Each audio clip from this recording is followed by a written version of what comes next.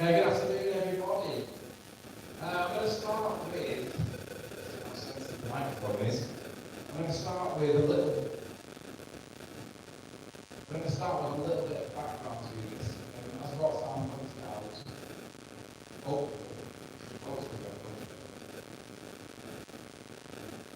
this presentation has been possible by virtue of your funding.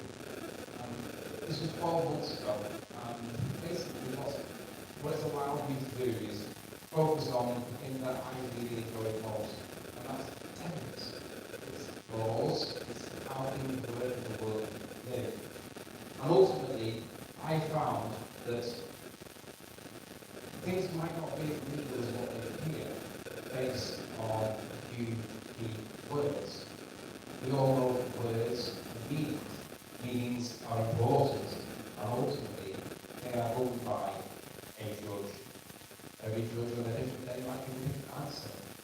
But today what I'm going to present to you are the reasons for why, in my opinion, national curriculum is not quite being taught lawfully. And I'm going to try and present to you my reasons, and hopefully you'll either agree or disagree at the end of it for why national curriculum might not be doing what we think it can actually do lawfully. We do have a disclaimer at the beginning. There are slides in the presentation that some people may find offensive. Although there are no dead bodies shown, there are photographs of people's last moments with us on our earth. If you do not want to be offended by real life laws being broken, point 3 of this presentation should be avoided for your own benefit. I say that because it's very personal to me in my world, and it is offensive when certain things happen. And I'm not saying that lightly, but for you to be a bit well over it is going to be difficult at times. But I'm going to try and take you through a roller coaster, and we're going to have some interesting conversation, we're going to have some serious conversation, and then hopefully it's going to be a real serious conversation. And then we're going to apply what we discuss in relation to the context of what's Earth, and whether or not the national curriculum is doing what it should be doing. And I'm going to rely on everybody in the room today to make their own mind up based on the presentation present to see whether or not we believe that national curriculum is not quite doing what we think it should be doing. I will stop again for a couple of minutes to try to slide 3 or point 3. So if anybody does want to leave, you'll have the ample opportunity to do so. Okay. 12 months ago, I set up a little company because I felt that things weren't quite right. Nathan persuaded me to do it because there's no reason not to do this. You should do this. And I was 3 days late. I missed the deadline. And I wasn't really going to do it, but I wanted to do it, but I'd already missed the deadline. And Nathan said to do it anyway. And if you get accepted, then we'll make it happen. If you don't get accepted, you're not accepted, you do get late. So I applied for it, and they pushed me through, and I managed to get onto the course. And I needed some money. Like my partner said to me, you're not using our money, because if this doesn't go where you want to go, and you fail, I don't want to lose my money on this. I want this to be money elsewhere, find someone there, and I was like, okay, that's a fair point. So we set it up, and when Paul and Fleming mentioned before about the lighting, I use that picture on my profile all the time. It's taken broad daylight. It's the lighting that allows it to fit in that particular way. I don't practice that how to do it, but it's taken broad daylight. It's good about now because that's what Paul said before. Lighting does tricks. It does play tricks like straightforward. It's an art. Definitely is an art. So we got the money together. I got onto the course. And there's a list of everybody that donated. I asked for donations of 25 quid for those that gave for 25 quid, you'd get a copy of it. You may notice that you'll see your name on there, you may notice that you'll see other people's names on there that you recognise, but pay attention to the small details, because there are trolls on there are people on the All Earth side that hate me, that donated anyway. I'm sure if you look down the list, you'll see them. I'm not going to identify any specific ones, but them people I hover over the block button daily on my comments threads and my videos, but I can't block them because they've helped me to do the contribution thing for the GoFundMe. Not all of them, most of them are flat earthers, but nonetheless, that's how it was funded. So this would never have happened if it hadn't been for the people that are listed on that list. And credit is due, credit is given accordingly. So what we're going to do, I'm going to try and present this in kind of like a university lecture kind of way. For those of you that went to university, this will ring bells. If you didn't go to university, this is really how university goes. And they talk about stuff, and a lot of it's explanation. They do use the overhead projectors or the whatever they're called these days as an aid memoir, but a lot of it's really talking to you and just communicating with the audience. And that's really how modern education is done, and that's how it was done with me. So I'm just giving back to you guys what I was given when I got my education back in the day when I did my degree. We're going to go through 3 real-world examples, and then we're going to apply what we've learned in the first 3 with the 4th one, and how it overlaps in flat earth, in the education system. And of course, by the time we get to the 4th, we should have learned a little bit about how to interpret the meanings of words, because it's all about words. This topic will be lost or won with the meanings of words. Like it or not, semantics is not the dirty word that the ballers use flippantly. So we're going to start off with an example of burglary in criminal law. The burden of proof on the prosecution service is always beyond all reasonable doubt. And they play on that phrase a lot in prosecutions because they have to show that this guy committed the offence beyond all reasonable doubt. It's a high standard, it's a high burden to prove. That's why a lot of people walk, because that's the system. Don't know why it is, it just is. That's the way it is. And it's a real world example. This did actually happen. This is light-hearted. But it makes a valid point, and the point it makes is why I want to bring it to your attention, so we can appreciate the value of the meaning of words. They are important.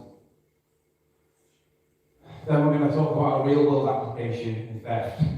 This is bang up to date. There's been a change in the rules recently, and this is a little bit more serious, but what this tells you is that we're going to learn something here, because this is bang up to date. This is current law.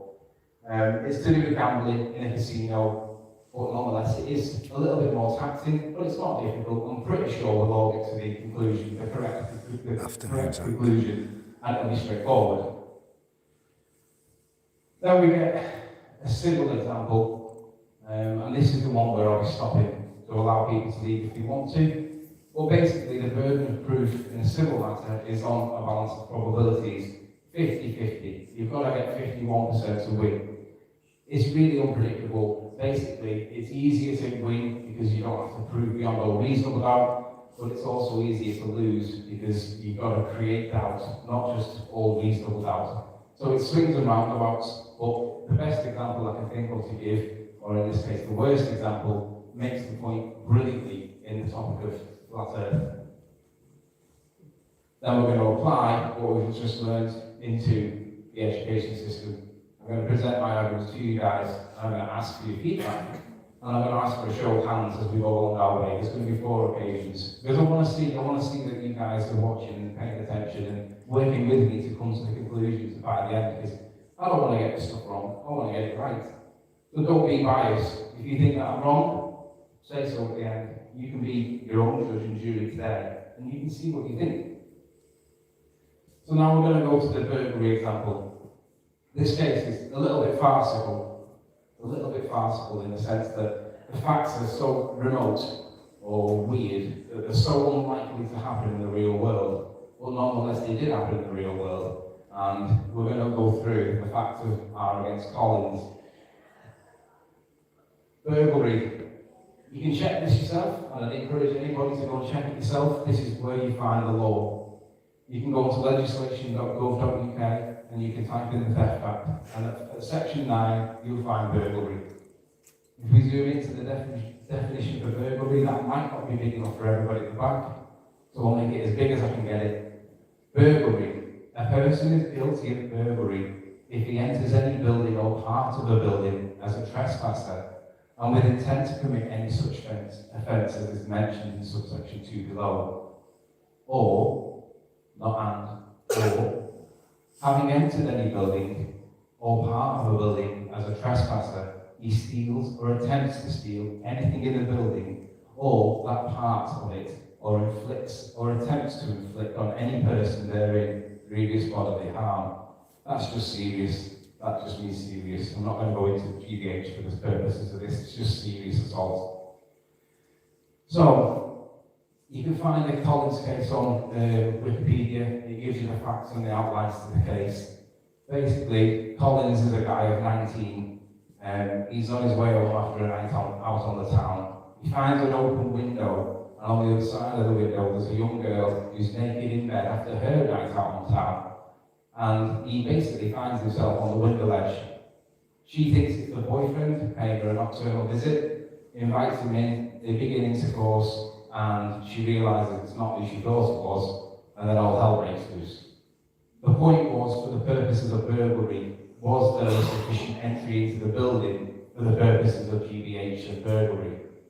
It went on, there was a lot of back and forth at the trial over whether or not there was misrepresentation or deceit and all that. But for the purposes of what we're doing today, we're going to focus on what the law says. And the law says, if he enters any building, he was sat on the window ledge.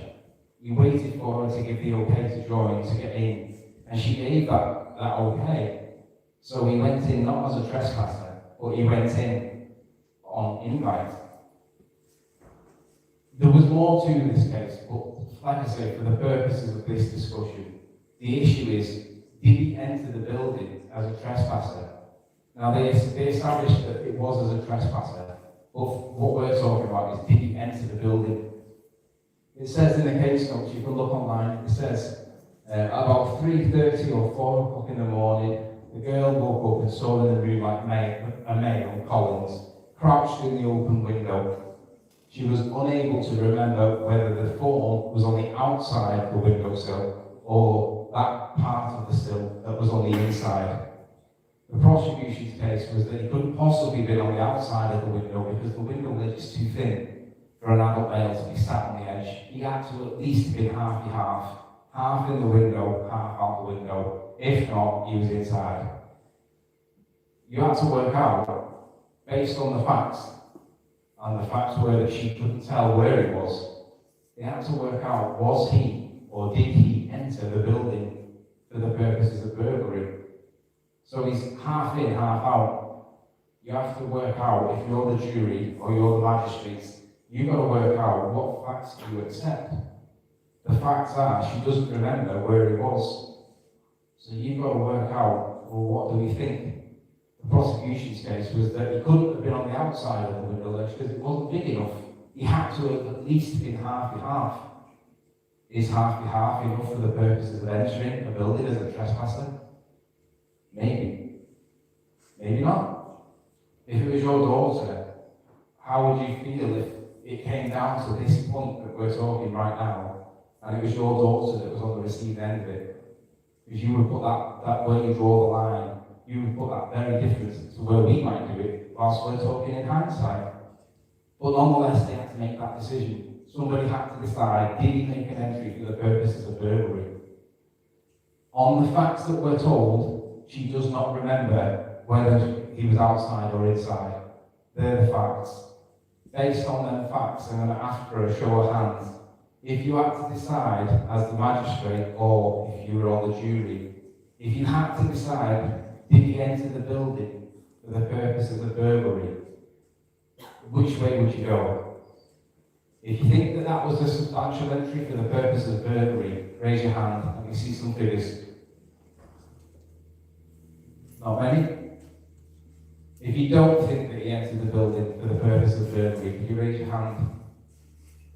Most people most people don't think that was an entry. Oddly, he was convicted and sentenced. It was deemed an entry for the purposes of burglary. Whether that's right or not, who are we to know?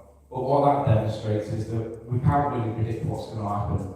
But the facts that we're told is that she was unable to remember. And based on that, that does create reasonable doubt as to where he was. But the prosecution's case was that he was clearly at least half because he couldn't have been on the outside, especially with the windows open. I guess it goes to show that you don't really know what's going to happen in court, but he was convicted. He did appeal it, but it doesn't, for this it doesn't matter. So that's the light-hearted version. That's burglary. You can all look that up yourself. You can find it. Now we're going to move to theft. We all know what theft is. Doesn't really need legal definition. We know what it is. The key point to theft is that it has an element of dishonesty. It has to be there. If you don't have the element of dishonesty, it isn't theft. I get told all the time that I'm a liar because I've said this, that, and the other. Liar also has the word dishonesty in it. If you just Google the definition of a lie, it's a false representation of fact with the intent to deceive. Well, theft is the same. This is the one that's a little bit more serious because it's bang up to date. If there's anybody that's in law at the minute, you'll be aware of this. If not, we're going to learn something real world right now. And it's a change in the position in law from what it used to be to what it now is.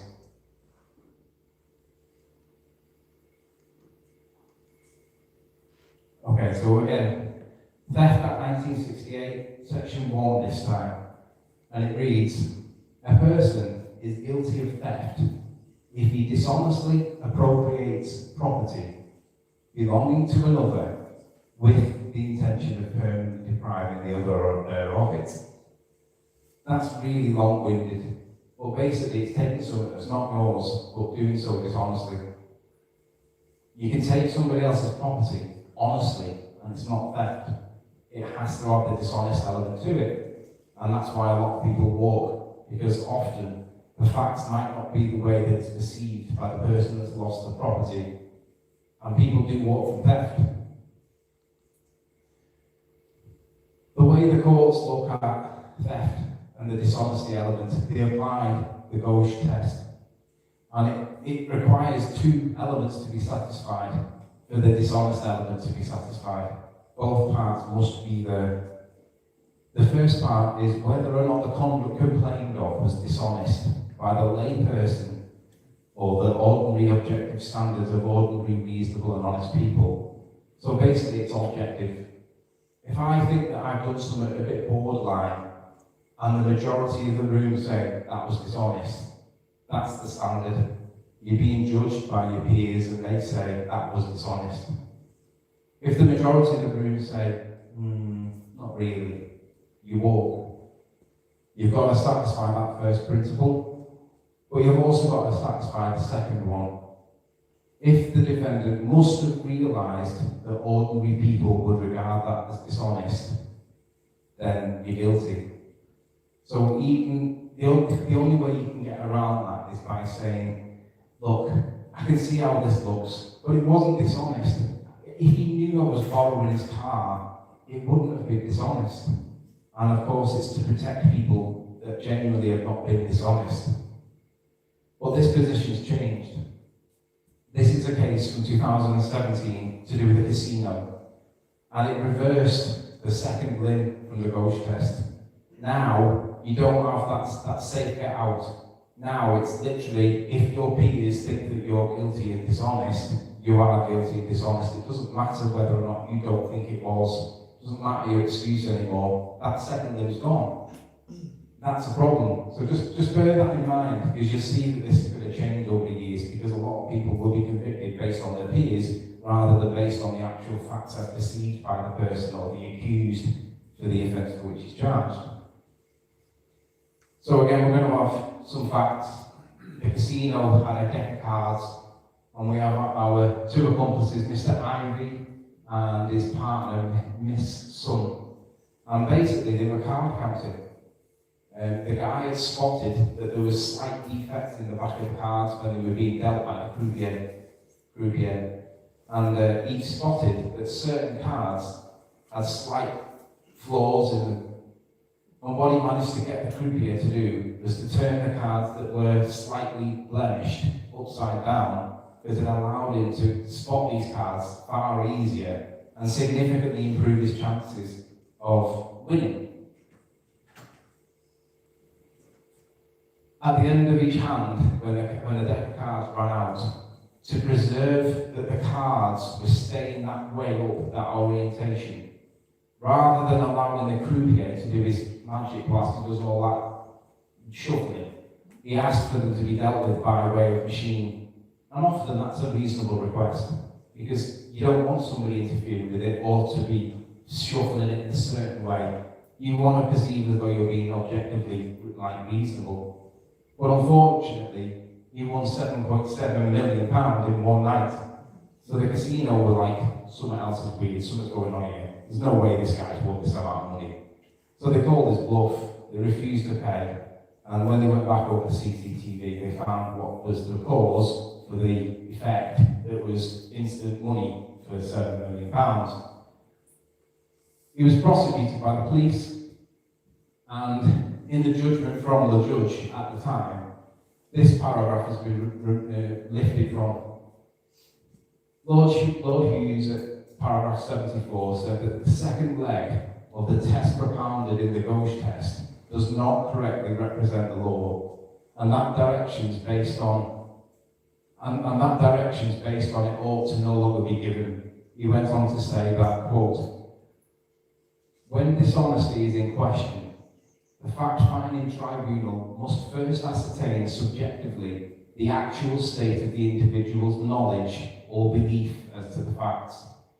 When one's state of mind as to the knowledge or belief has been established, the question of whether his conduct was honest or dishonest is to be determined by the fact-finder by applying the objective standards of ordinary decent people. There is no requirement that the defendant must appreciate that what he has done by those standards is dishonest. The courts decided, well, I think you're going to get the answer there. Oh, you see the answer. I was going to ask, if he was manipulating the cards and he spotted that there was a fault with them and he played their game by their rules and benefited from it, I was going to ask, was that dishonest? And for me personally, I'd be raising my hand and saying, that's not dishonest. He's playing their rules. However, the judge decided that because he took steps to fix the deck by removing the croupier's ability to manipulate the cards by reshuffling them all, that goes beyond just playing them at their own rules. And therefore, that was dishonest. And I kind of agree with that. It's harsh, he got caught, and it is a casino. But nonetheless, the limbs of the Ghosh test had been changed to the extent that now it wasn't subjective anymore, it was now objective. And he's clearly manipulated the deck. And on that basis, the decision is valid, it's right. I do agree with it. I'm going to take a minute to have a sip of a drink now, but this is the bit where if you've got any reservations about what's about to be presented, take 5 minutes and go to the toilet. Otherwise, I'm just going to have a quick drink. I'll be back shortly.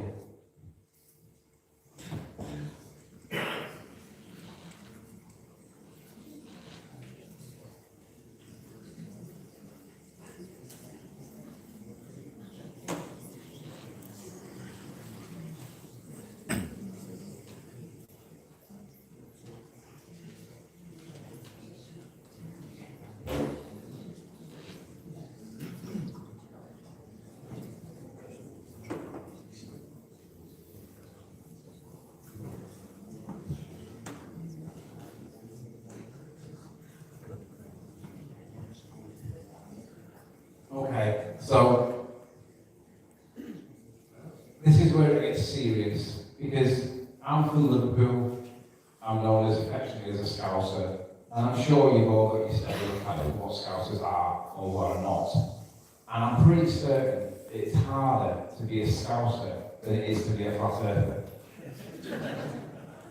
Being a flat earther for me is really easy, because I grew up in Liverpool at a time when it was not cool to be Scouse, and we'll come to that shortly.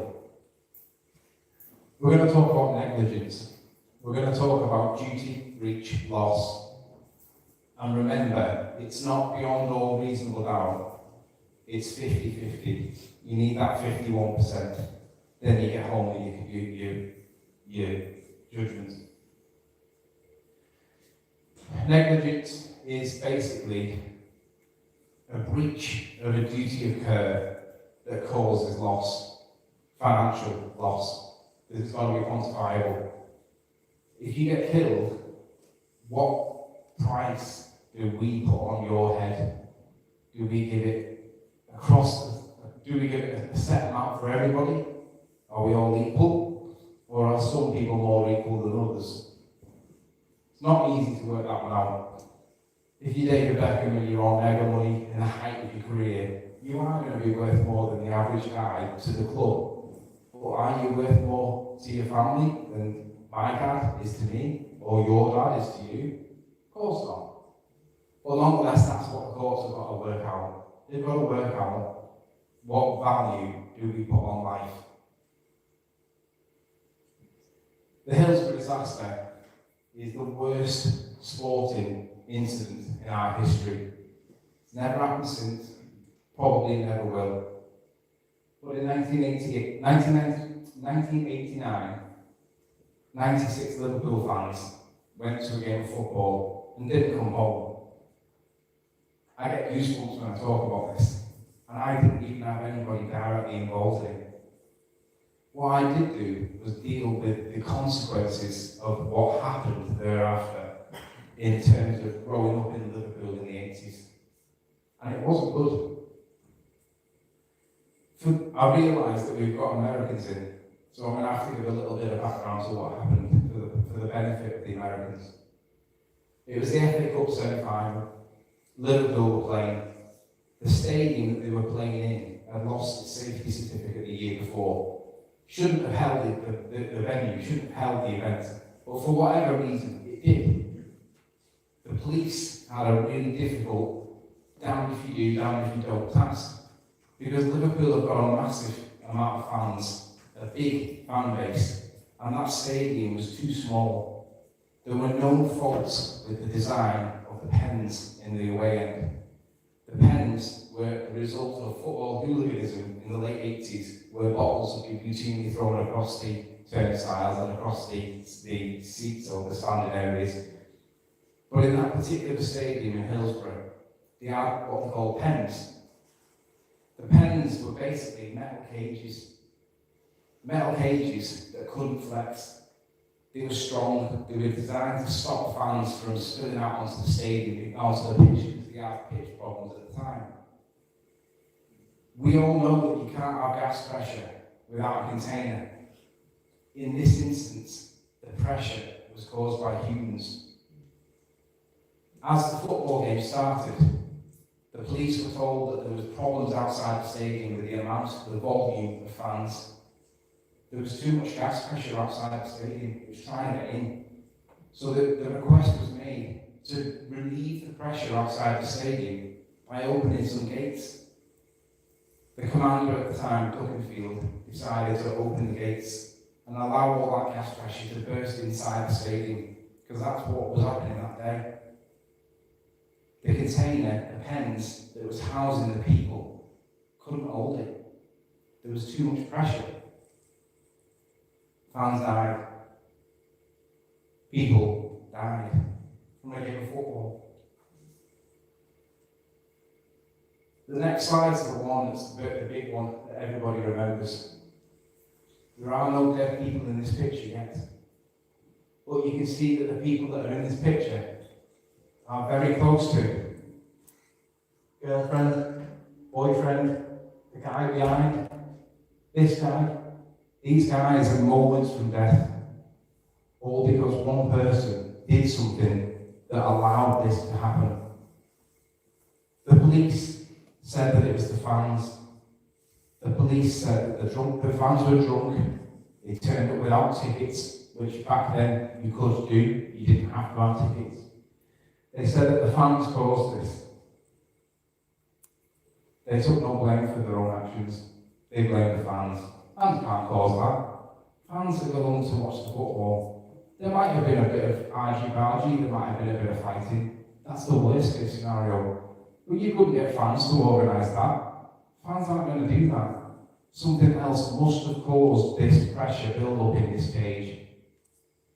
Was this the cause, or was it the effect that we're looking at? Which takes me nicely into why this topic is interesting to me. Because it's all about cause and effect. Scientific method states that it's the cause and effect relationship. What are you looking at? Are you looking at the cause, the fans, or are you looking at the effect? Too many of them inside a container, and they can't get out. For many, many years, Liverpool as a city was blighted by the front page of the Sun. Look at what the Sun put. Some fans picked the pockets of victims.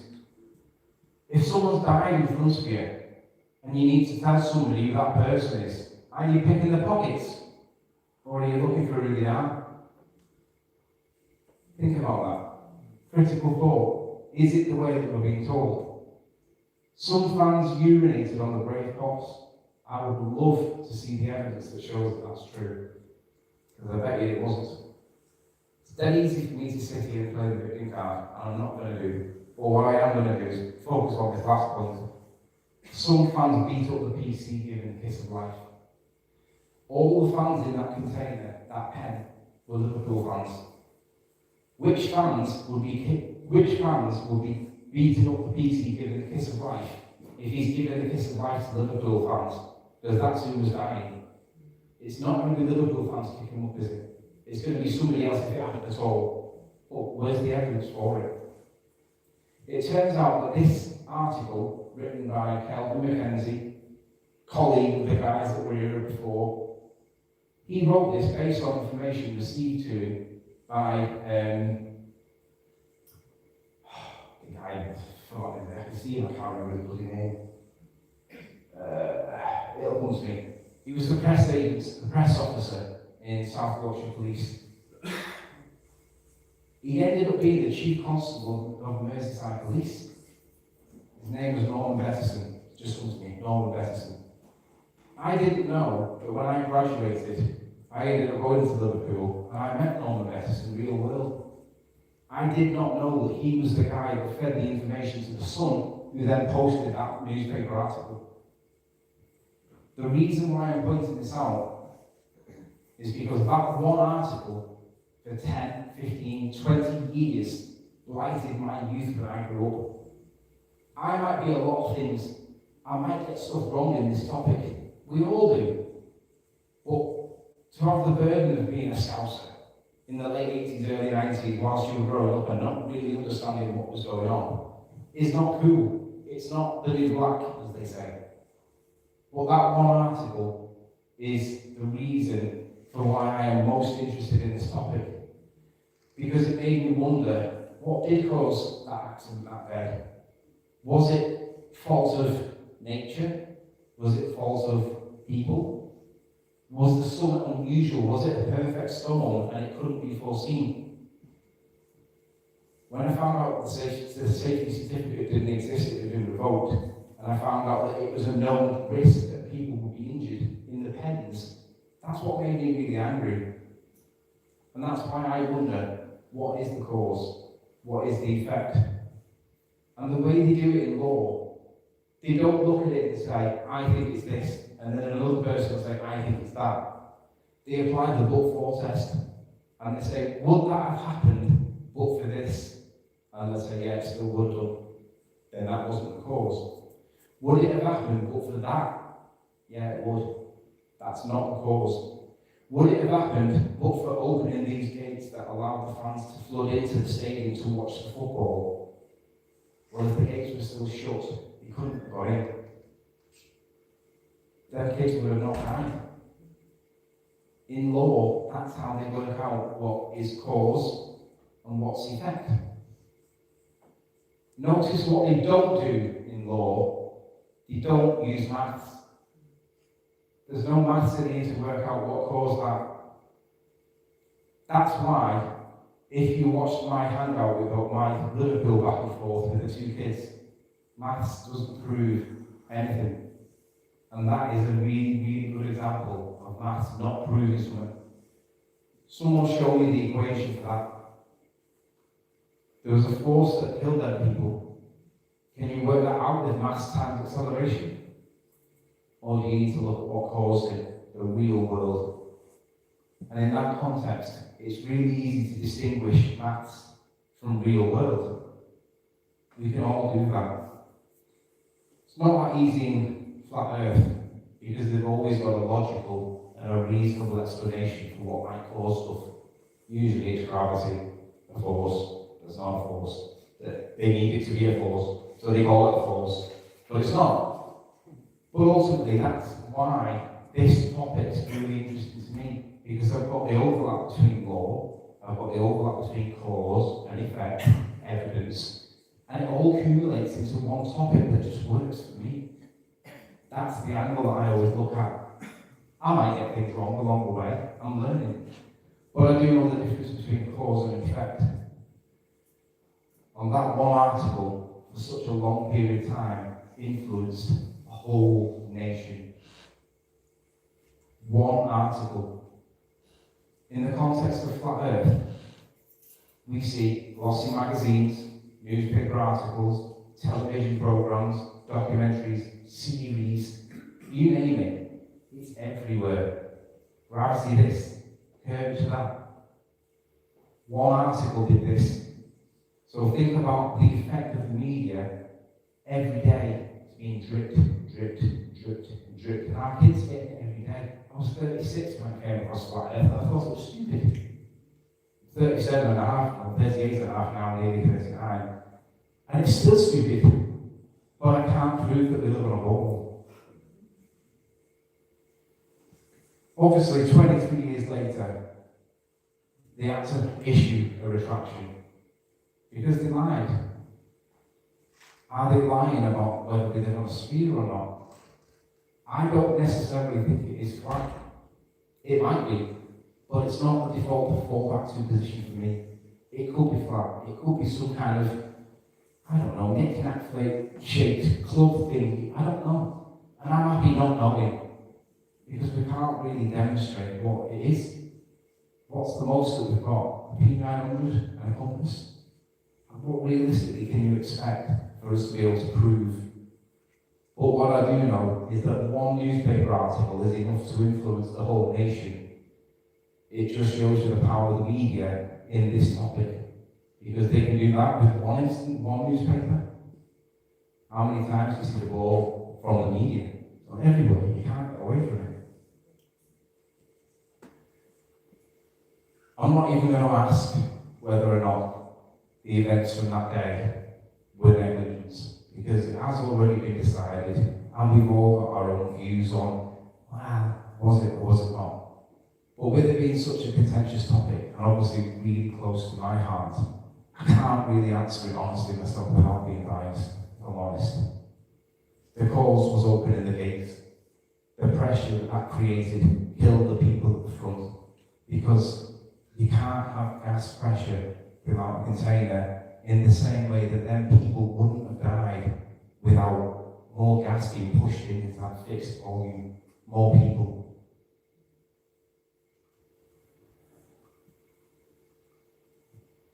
So, let's apply this to real world. Let's apply this to Flat Earth. The words have got meaning. And what I'm going to do now is present the reasons why, in my opinion, the education system is not doing what it should be doing. And I want you to all help me by, do you agree or not? When I did the GoFundMe, it unlocked the legal database. I was able to then look at the statutes from a different perspective by typing in keywords that would narrow the results for me. It took me ages to find the right. I said to Nathan, I need that angle in law, otherwise I'm not going to be able to write on this topic. There's got to be an angle, but I just don't know where it is. It's not that easy to find. But I did look for it, and I looked, and I looked, and I looked at headmasters, I looked at teachers, I looked at governors, I looked at the government itself, I looked at national curriculum, I looked at everything, and I was struggling. But I've got to go fund me that's paid for this, and I need to find something. I couldn't find the angle that gave me something to write about because there's too many angles there. It's almost as if every angle's an angle, but you've got to find that one. And I found it. The Education Act 1996, sections 406 and 407. Again, you can look this up on legislation.gov.uk. You can find this yourself. And I'd encourage you to do it because it's there. Section 406 and 407. Political indoctrination. The local authority, governing body, and headmaster shall forbid, shall means must, shall forbid, forget A, the promotion of partisan political views in the teaching of any subject in the school. Obviously, we're going to be talking about the heliocentric model in science. Are we taught partisan politics? Is it being promoted? That's the key question. If it is, it's unlawful. If it's not, it's allowed. Ultimately, it's not that difficult to work out, but we need to have definitions to these words because we need to know what a judge is likely to do. There's a balancing act with section 407.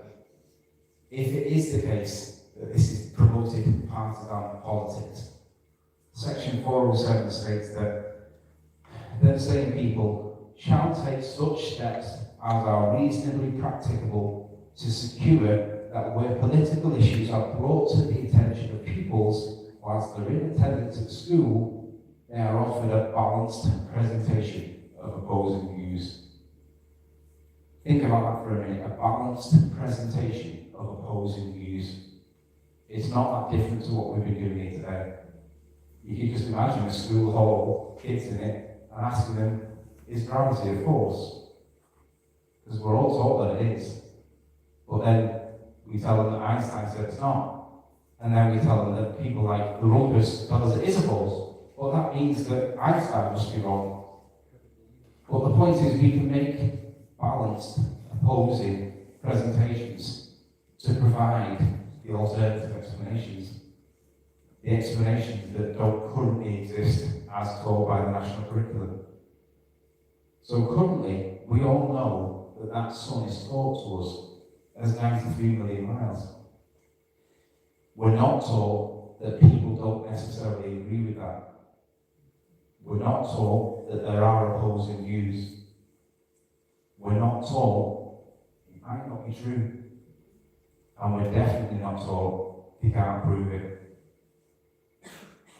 So, Al Gore, everybody remembers him from America, he brought out a very political, charged documentary about global warming. Dimmock was the parent of some kids in a school, and he took issue with what he called the promotion of partisan political material in school. Mr. Dimmock said, "You're scaring kids." It's not about whether global warming was a thing or not. It's about whether the school should have shown it in the first place. Was it lawful? This is what this case is about. Partisan. Football fans are partisan. They follow a club. Red team, blue team, yellow team. Football fans are definitely partisan. We're all partisan. Because we're all questioning what we're living on. Are we on a ball? No. Are we on a flat plane? Maybe. Are we on something else? Maybe. But we all realise we're not living on an orbiting, spinning ball. We're all partisan. We all have that same agenda. But what does partisan mean in the context of law? Paragraph 11 from Judge Burton's decision reads, again, there was not Again, there was not in the event much difference between the parties in this regard. Although there was some earlier suggestion on behalf of the defendants that partisan might relate to party political, it soon became clear that it could not be and is not so limited. So, in the context of political, it's got nothing to do with politics. That means pretty much anything can go. Mr. Downs pointed to dictionary definitions suggesting that the relevance of commitment or adherence to a cause, in my judgment, the best simile, or it might be one-sided. And that is what partisan means in law. Judge Burton gave the decision. Whatever you think politics, whatever you think partisan might be, that judge said it simply means one-sided. Are we taught a one-sided model in school in the national curriculum? Of course. We're not even taught in the topic of science that there is a creation view. That's put into RE. What that does is it makes you think that that's just belief-based. If that's true, we all have DNA. The information that goes into DNA takes terabytes worth of hard drive space, apparently. I don't know how true that is, but everybody says it. It may be a lie, but let's just accept it's probably true. The code that makes DNA structures up requires programming. For me personally, I'm not religious, but I realise that the fact that DNA exists and the fact that there must be a coder must mean that there has to be somebody, somewhere, somehow, that coded it. Does that mean I ascribe to a religion? No. Does it mean that I realise that we've got to be created somehow? Yeah. Does that make me religious? No. I'm empirical. Science can't explain where that order from the code comes from. But it's the moment of inception. Yeah. What happens though? How does it do it? Where does all that information come from? From one little tadpole that penetrates one egg. It's quite incredible when you think about the moment of inception. It's clear that one-sided is partisan. It's also clear that political is not limited to party political. It's not about Labour, it's not about Conservative. It can be literally anything.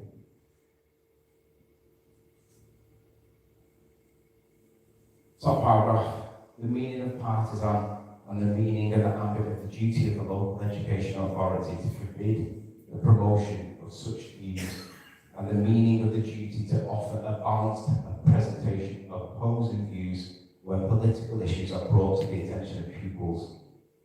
That's what we're going to be talking about next. So the court ruled, we've already seen that partisan means one-sided. And look at what these factors are. This is a list of factors. If you can't work out what one-sided means, this judge has told us. We all agree, unanimously, I'm pretty sure, that the heliocentric model is taught unanimously, it's taught one-sided. But just in case we're not sure, let's consider the factors that make that decision for us for the judge. Number one, a superficial treatment of the subject matter typified by portraying factual or philosophical premises as being self-evident or trite, with insufficient explanation or justification, and without any indication that they might be the subject of legitimate controversy. I'm going to read that again. A superficial treatment of the subject matter typified by portraying factual or philosophical premises as being self-evident or trite with insufficient explanation or justification, and without any indication they might be the subject of legitimate controversy. That's a lot of word salad. But what it's really saying is, think about gravity. Where's the evidence for gravity? We can't even define gravity, but everybody thinks they understand it, and nobody can give a proper definition for it, including Neil deGrasse Tyson. Yet everybody understands it and argues vehemently that it's a force. That's the best example I can give to tick that box there, because gravity is absolutely superficially treated. We all saw the earth and we all saw the kid asking, what makes the water stick to the ball, miss? Gravity. What's gravity? The force that pulls everything to the middle. Everybody in the class gets it. I have that one kid, and he goes, what? That one kid is probably most people in the room that's here right now. Because it doesn't resonate with everybody, but it does resonate with most people. But that's definitely a superficial treatment of a subject matter, typified by portraying factual or philosophical premises as being self-evident. We've all seen Neil deGrasse Tyson drop the microphone. That's what that's doing. It ticks that box, in my opinion. Number two, the deployment of material in such a way as to prevent pupils from meaningfully testing the veracity of the material and forming independent understanding as to how reliable it was. Look at the material that we get. NASA this, NASA that, NASA the other. How do we explain gravity? NASA, rockets, NASA. Everything's NASA, NASA, NASA, NASA. It's like when George Bush did 9/11, terrorists, NASA, NASA, NASA, NASA. That's what they're doing. Rockets, space, all that stuff. It's deployed in such a way. How can pupils meaningfully test the veracity of NASA? We are adults and we can't test NASA. So what chance have kids got? Are they able to form their own independent understanding as to how reliable that information is? If they're not telling the kids that there's alternative explanations, that this stuff's not agreed by everybody, how can the kids even question it when they don't even know it's an issue? Number three, the exaltation of protagonists and their motives, coupled with the demonization of opponents and their motives. Neil deGrasse Tyson, Brian Cox, all those protagonists, they're up there. Wow, they are fantastic. I wish I could be like them. Kids, this is what you want to aspire to. Come to Manchester University, get taught astrophysics, you could be Brian Cox. And we all look at him and think, what the hell are you doing up there? I need to get your phone. The second part of it states the demonization of opponents and their motives. We've all seen the way we get treated by the media, by other people on the street. We've all seen how we're ridiculed. And we're only asking to prove gravity, but we get laughed at. I'm okay with that. I was brought up in Liverpool in the late 80s when that Hillsborough thing happened. I don't mind being laughed at for gravity, but we get demonized. And all forbid anybody that monetizes their YouTube channel, that's called demonization. Or it must all be about money. Now, a lot of us put a lot of time into this topic. For what reason? We don't mind having 20 quid here and there. That's not a bad thing. It keeps us coming back and putting more time in so that people get to wonder and ask questions. But we definitely get demonized. And our motives are definitely questioned. Right? Number 4. And this, if you think back to when we did exams in school, that 93 million mile away sun, gravity, axial rotation, gas pressure without a container, the derivation of a moral expedient from assumed consequences requiring the viewer to adopt any particular view and course of action in order to do right as opposed to do wrong. Pass an exam or fail an exam, right or wrong. If you write in your exam paper, I'm not sure I know what gravity even is, let alone do I believe it, you're not going to pass. You have to put that sun's 93 million miles away. You have to put the days caused by the rotation of the Earth. We know that the sun appears to go down. It does look like it's going behind a curve, or at least it looks like the Earth might be turning to cause it. But that is an observed phenomenon, and it's the first stage of scientific method. The next step, your hypothesis. What's causing Earth turn? Really? Looks to me like the sun goes down. No, that's Earth turn. Really? How did you prove it? Maths. Come on. Well, that's a legitimate question, because it's how did you perform your experiment to prove that the cause of sunset was Earth turn? And we all know that they can't prove Earth turn. They can find all the reasons for why they can't prove Earth turn, and it sounds logical and plausible and reasonable, and people believe it and preach it to everybody. But science has had hundreds of years to do this, and they can't prove that the Earth turns to prove sunrise and sunset. But we get told all the science.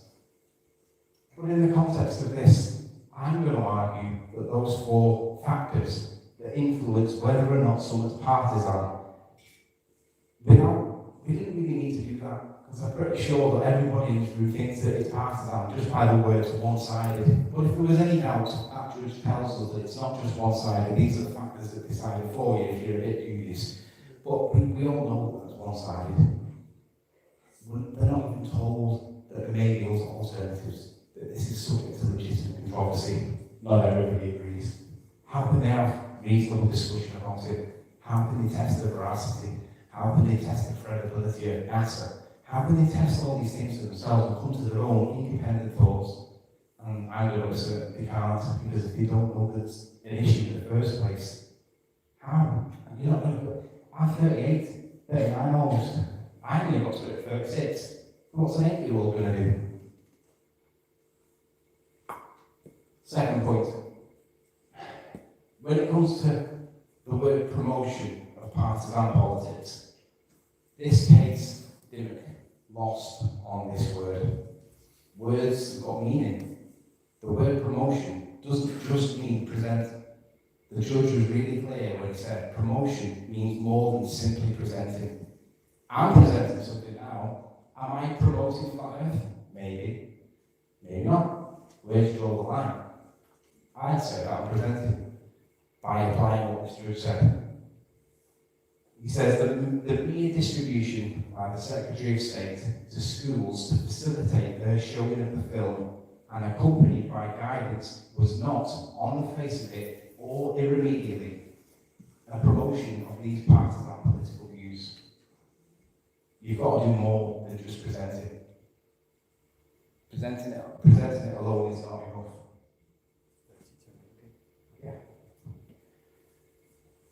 The statute could not possibly mean that Section 406 was breached whenever any partisan political film was shown to pupils in school time. What was forbidden by the statute was political indoctrination. Therefore, any teacher who in the course of a school day, so right now I'm thinking conspiracy facts, any teacher in the course of a school day and as part of the syllabus presents to his pupils with the appropriate setting, so conspiracy facts is in at this point, but with proper tuition and debate. There's no debate. If there's no debate, the one reason why Dymock lost isn't the same with us, because the kids are not told that this stuff is contentious. If the kids know that this stuff might not be true, or there are people crazies, even if we just get called crazies, if they just get told that there is opposing views, they're going to ask questions, because kids always ask why. Why? You can make a song. Kids ask why all the time, but they don't get told that info. It seems to be missing eerily from the national curriculum. And that's the point, because Dymock lost on this point. It wasn't promotion just to display it, it was promotion, and in our case, by not telling kids that there is an opposing view.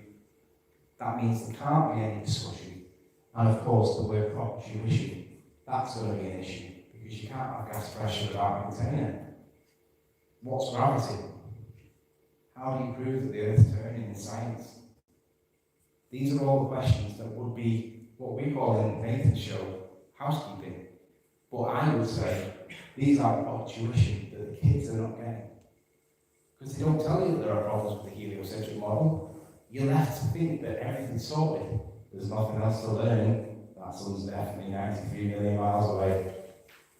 So without that critical thought, by being told that there's an issue, Dimmock lost his case, but we wouldn't lose our case because it's different, because there's no debate, and because we assert there is no proper tuition to address the points that we're making, and we're only asking for the evidence, but we realise that there are holes in it. So let's see what that proper tuition is with science that demonstrates gravity. Come on, it's reasonable. And then the final one says, in order to comply with the requirements of 406 and 407 of the Act, when actively distributing the film, the Secretary of State has to make clear that some or all of the matters contained therein were not supported or promoted by him, and that there was a view to the contrary. That's really important, because it's the difference between saying we need to change the national curriculum to just saying there's already a law in place that allows us to present our balanced opposing views. We just need to know it's there. Now we know it's there. That gives us two potential routes. One, we can fight to get the national curriculum changed. We're never going to do it, not without a massive fight, years, money. But what we can do is find a way to present balanced opposing views, to ask the kids to explain or think how to prove gravity when they can't even define it. Because words have got meaning, right?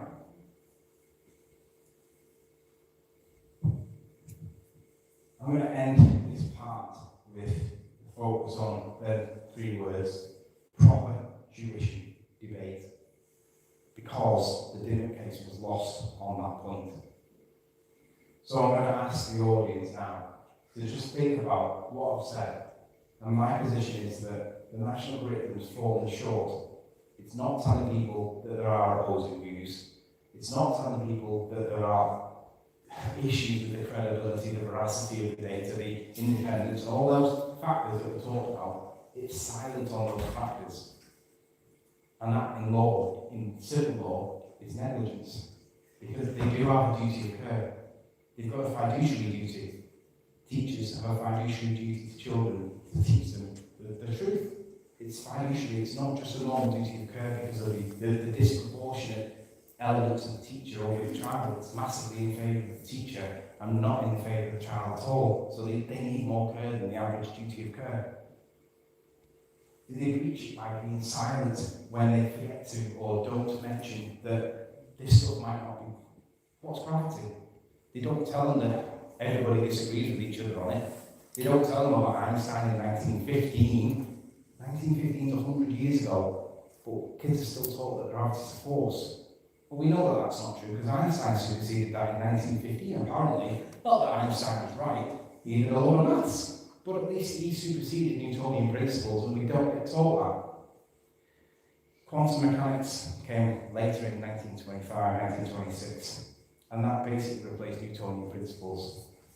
Richard Feynman stated that Newtonian principles for the laws of momentum were not right and had to be refined.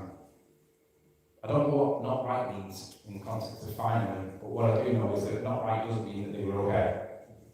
It doesn't mean that they were refined.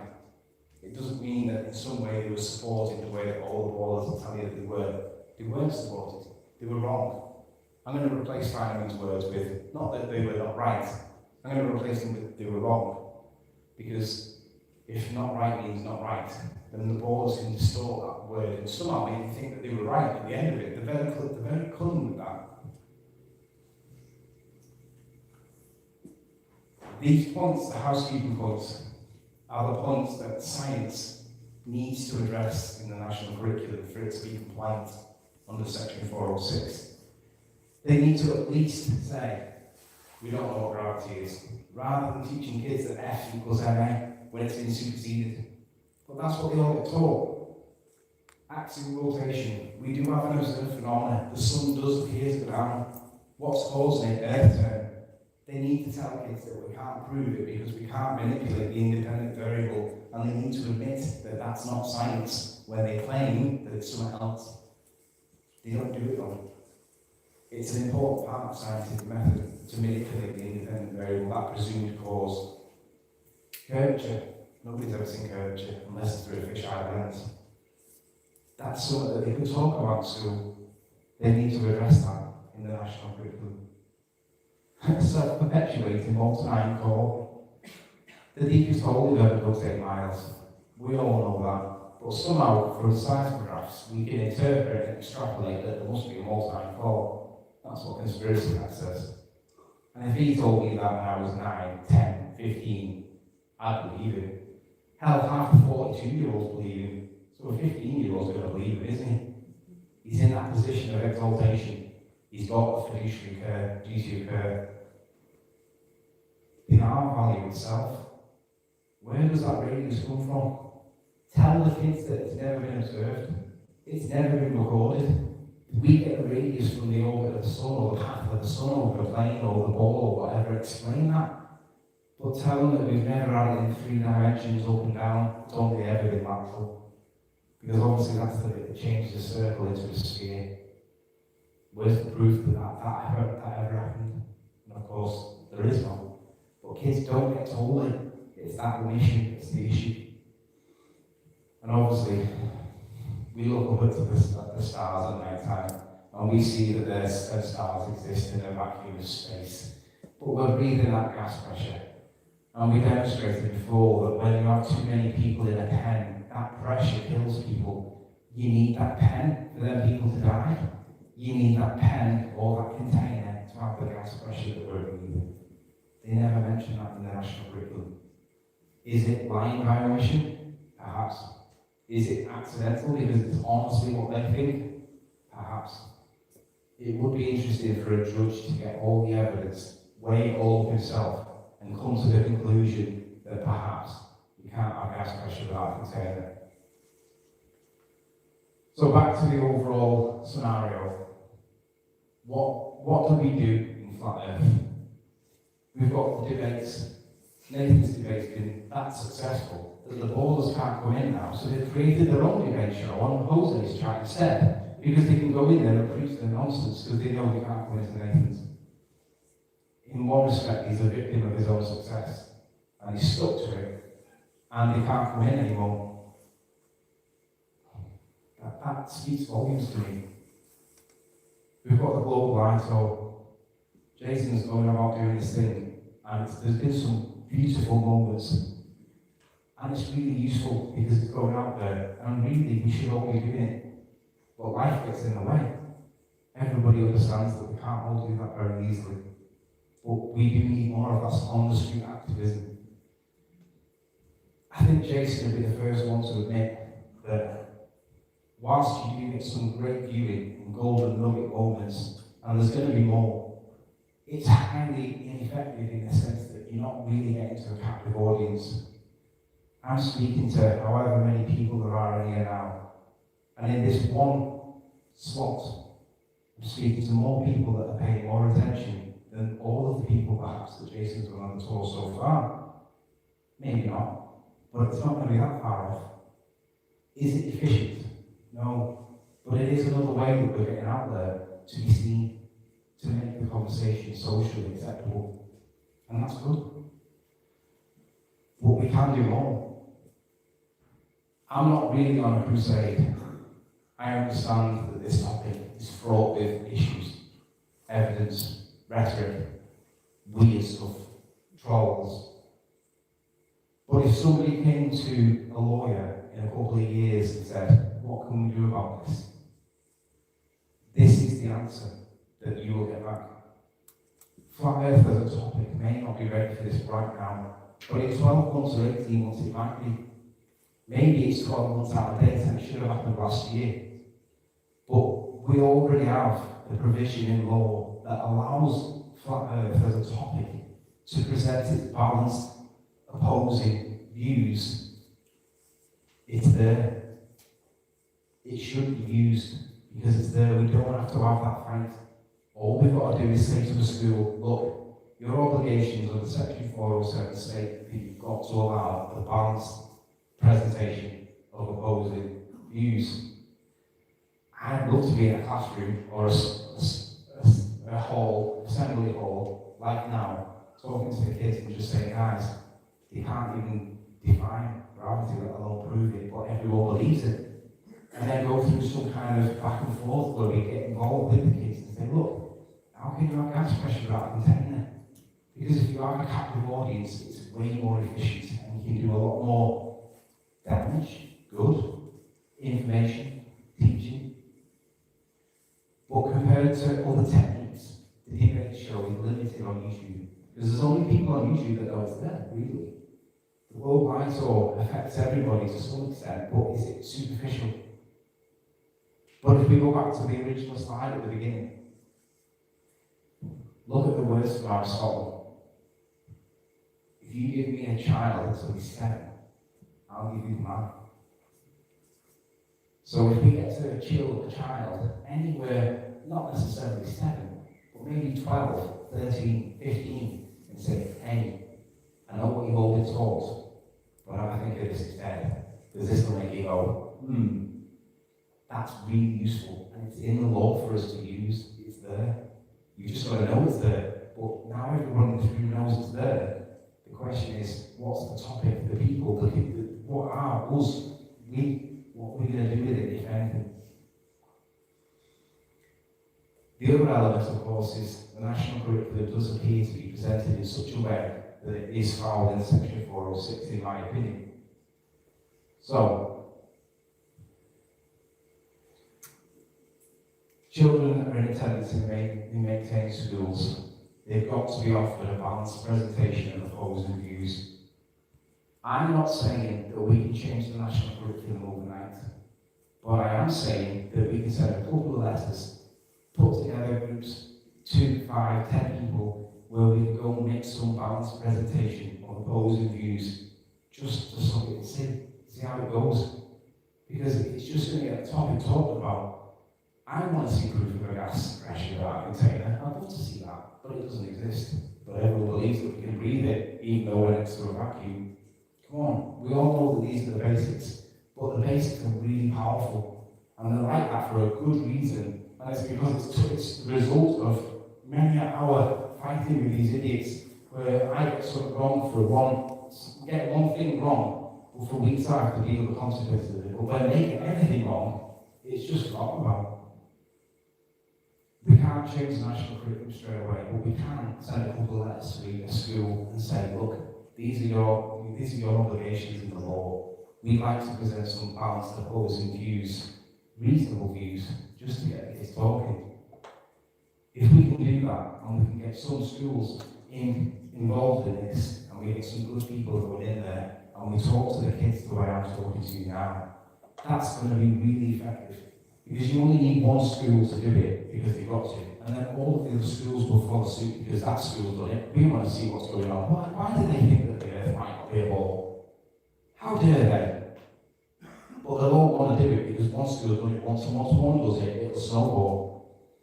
And we can do that. We can do that pretty easily, with not a lot of work. But we need people, and we need equipment to do stuff, so that you can get your voice to the back. But we can do it. And we can try it and see what happens. And ultimately, it doesn't take a lot before, well, we saw with the front page of the newspaper what happened for 10, 15, 20 years. It doesn't take much before one newspaper publishes something in an area and then everyone talks about it. And it snowballs. We can do that. Is Flat Earth ready for it right now? Maybe, maybe not. But it's there. And everybody now is aware that we can present our balanced opposing views in the law. That's valuable, really valuable, and it should be exploited if Flat Earth is to move forward. We're not going to change the national curriculum overnight, but with creating some pressure, and we've seen what happens with pressure, if we can create pressure by using the alternative mechanism found at 407, then perhaps the next thing might be the national curriculum. Might be a couple of years down the line, but at least it's an option. So, I don't know why that's done that. There we go. As I draw to an end, I'm going to conclude by saying that, in my opinion, the national curriculum is being taught unlawfully. It is being taught as one-sided. It is being taught as partisan political. It is being promoted by failing to allow that open debate, the discussion for the conversation they don't know even exists. And of course, the proper tuition point. For all the reasons that I've mentioned. I want to say, the government's recently changed their piece since Boris got in. And it was a different guy who's recently been changed to a guy called Gavin Williamson. I've tried to speak to the education department and it's stonewalled. I'm prepared to do my bit and try to speak to this guy because I believe that I could probably get him to at least see the point. And even if he disagrees, at least have made an attempt. But I'm getting stonewalled. That department does not want to speak to me. If anybody in here knows how to do this, through the back door or whatever, contact me, let me know, because they do respond to emails, but it's a polite no. As a topic, FE, really, the least we should do is be aware and consider the possibility that 407 should be triggered by us, but we have to do it. It can't be like Jason, where one guy and his man has to do everything. We have to have some form of unity, and that does involve strength in numbers. It may not be ready for that right yet. It may never be ready for it, but it is there for us, and that's what I really wanted to show you guys today, that provision does exist. And in my submission, in my points, this presentation, I think that this is being taught unlawfully in the first place. It's not going to happen overnight, but at least we know that that's what's required. Promotion of partisan political topics in any area of the curriculum, that's what it says. Hopefully, I'm going to finish with the Aristotle again, because it's really important. When I was 7, that was the year that the Hillsborough disaster happened. I think I might have been 7.5, 8. And I was too young to know. And I grew up in Liverpool on the back end of everything that was wrong with Liverpool at the time, politically, socio-economically, stereotypically, you name it. I had not a great upbringing, not bad, but it wasn't great, because social constructs shape the way that you grow up, and it wasn't easy. But now we've kind of got the same thing all over again in this topic, but as an adult, because it's the same level of vitriol and abuse and ridicule and all the negative things that I grew up with, but I'm just getting it as an adult. But if you leave today with nothing more than one line, that's the line that you need to think of. Because most people have kids in this room. Aristotle said, just give me a child until he's 7, and I'll show you the man. Well, if you get told day after day after day, it's a ball, it's a ball, it's a ball, gravity, gravity, gravity, and they get to 7, what do you think is going to happen by the time you get to 15, 16 and leave school?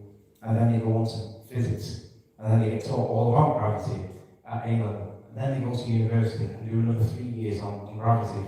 And by the end of it, they think you should do a master's in gravity, and gravity, and gravity, and gravity. And it comes back to the thing with what's his face, George W. Bush. Terrorism, terrorism, terrorism. Them kids that I spoke to in Liverpool were brainwashed, but they didn't know it. We all look at them and see them as being brainwashed, and we laugh at it because it's cringeworthy. But they've been through the system, and they've got into student debt, and they value that education because they think that they're intelligent, and they are. They've remembered what they were told, but they haven't demonstrated anything. If a kid gets to 7 and he thinks it's a ball, by the time he gets to 20, he's probably too far gone. Just think about how education and the media and the society that we live in influences the way that we're shaped as children, as young adults, as adults, because that is the society we're in. It's important that the education system admits that it doesn't know everything. Like I say, they can't even define reality, but everybody knows what it is. And our kids are being told that F equals MA. Well, look at the definition of physics for force, an interaction, a push or a pull, a physical interaction in most instances. You know, we see something falls to the ground and it's not touching it. Oh, but there must be a force there because it's accelerated mass, and F equals MA. Yeah, but Einstein said that wasn't right, wasn't it? And then quantum mechanics said in 1926 that wasn't right either. Are we being indoctrinated? Are the kids being indoctrinated? I'm pretty sure that we all think that they probably are. But it's time that we had a conversation at some point. Maybe now, maybe in 6 months, maybe in 12. So what I'm going to finish with, I'm just going to leave my stuff on the screen. If anybody wants to get in touch, they can help in any way. Support, help, put me in places that can do stuff. I'm prepared to do my bit. I can't do it all. It's crazy the amount of work that's involved in this. It did take off. But at least this topic now is aware that that law exists.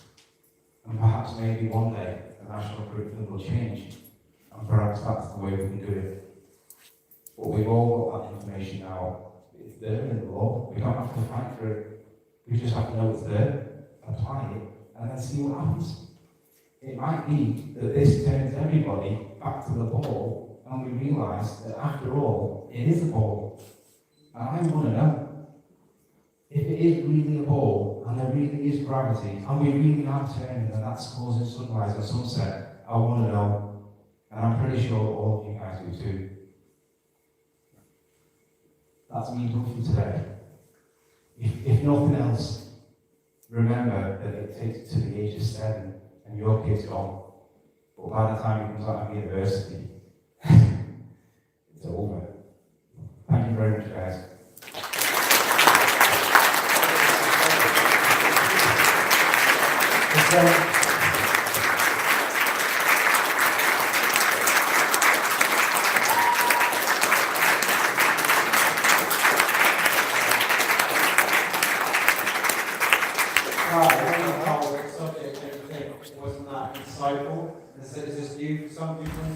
Right, I'm going to knock it off there, guys, and I'll catch you all again soon. About this in the past, it's really